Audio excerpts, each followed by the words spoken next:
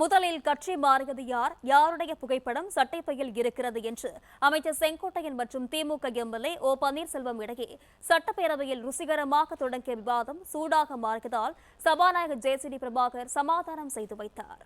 இந்த அரசு பொறுப்பேற்றிருக்கின்ற புதிய அரசு, முதல் முறையாக பொறுப்பேற்றிருக்கின்ற அரசு தங்களது தேர்தல் அறிக்கையினை தங்களுடைய முன்னோடி திட்டமாக இந்த சட்டமன்றத்தில் கூட அறிவித்திருக்கலாம். அதை கூட அறிவிக்கவில்லை என்பதுதான் எங்களின் வாதமாக இருக்கிறது. தமிழகத்தின் மக்கள் இன்று ஏமாந்து நிற்கின்றார்களே, அவருடைய எண்ணங்களின் வடிவமாக இருக்கிறது என்பதை தெரிவித்துக் கொள்கிறேன். தமிழகமே பாராட்டி கொண்டிருக்கிற ஒரு தூய ஆட்சியை பற்றி ஏமாற்றத்தை உருவாக்குகிற ஆட்சி என்று நீங்கள் குறிப்பிடுவது வேடிக்கையாக இருக்கிறது. நீங்கள் இடம் மாறி இருக்கிறீர்கள், பரவாயில்லை, அதற்காக இவ்வளவு துதிபாட வேண்டிய அவசியம் இல்லை. மாண்புமிகு பேரவைத் தலைவர்களே, அந்த இடத்தை அவர்தான் முதலில் மாற்றியவர் என்பதை நான் இங்கு தெரிவித்துக் கொள்ள கடமைப்பட்டிருக்கிறேன். இடத்தை முதலில் மாற்றியவர் நம்முடைய அமைச்சர் என்றார்.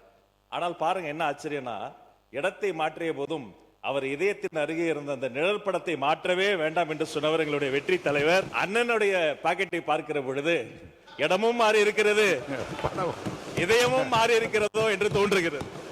மாண்புமிகு பேரவைத் தலைவர் அவர்களே, எங்கள் அண்ணன் செங்கோட்டையன் அவர்கள் இடம் மாறி இருக்கலாம், ஆனால் புரட்சித் தலைவி அம்மா அவர்களை இன்னும் தன்னுடைய இதயத்தில், தன்னுடைய சட்டை பையில் இன்னும் வச்சிருக்காரு.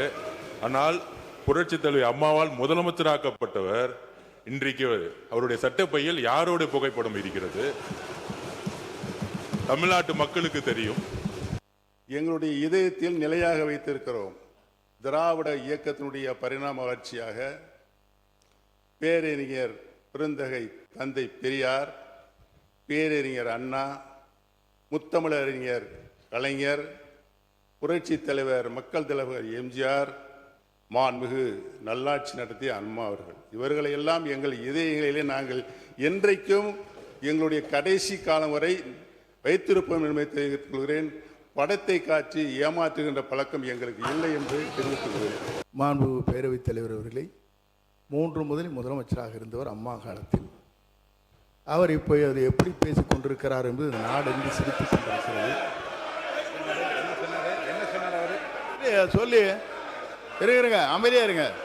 நாடே சிரிக்கிறது என்ற வார்த்தை அவைக்குள் நீக்கி விடுகிறேன். மாண்பு உறுப்பினர் அனைவருக்கும் ஒரு செய்தி. மாண்பு உறுப்பினர் முன்னாள் முதலமைச்சர் பேசுகிறார். நல்ல நயமான நல்ல கருத்துக்களை நகைச்சுவையாக எல்லாம் 2 பக்கம் மாறிக்கொண்டீர்கள். இந்த பிரச்சனையை விட்டு அவரை நான் பேச அனுமதிக்கிறேன். தொடர்ந்து பேசலாம். பிளே ஸ்டோர் மற்றும் ஆப் ஸ்டோரில் இருந்து பாலிமர் செயலியை QR கோடு மூலம் பதிவிறக்கம் செய்யுங்கள். செய்திகளை உடனுக்குடன் பெறுங்கள்.